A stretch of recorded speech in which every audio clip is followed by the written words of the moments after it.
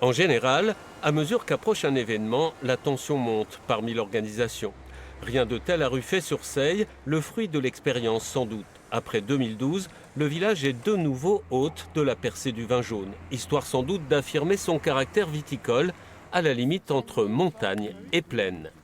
Nous ne sommes pas encore dans la Bresse parce que le sol est encore un sol très calcaire. Mais nous faisons un petit peu la transition entre la plaine de Bresse et le vignoble auquel nous appartenons aussi par les collines. Notre plus haut sommet, le Mont Tausson, dépasse les 300 mètres d'altitude.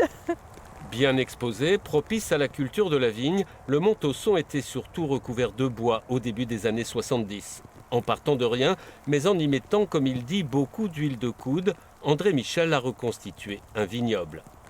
Il y avait beaucoup d'agriculteurs encore à l'époque qui avaient tous 15-20 hectares de vignes pour leur propre consommation. Et moi, j'ai voulu en vivre, en faire un commerce. Les anciens m'ont donné beaucoup de conseils, de bons conseils, ce qui est très important. Ils m'ont dit, là tu plantes pas, voilà. Je pense que c'est très important, ça. Ruffey compte désormais 32 hectares de vignes que se partagent 4 propriétaires. Mais Jean-François Michel, fils d'André, est le seul qui réside sur place. Pour la deuxième fois, il a donc été désigné président du comité d'organisation. C'est un événement important pour notre clientèle et pas que notre clientèle. Tous les amateurs de vin veulent des vins du Jura et veulent venir goûter les vins du Jura.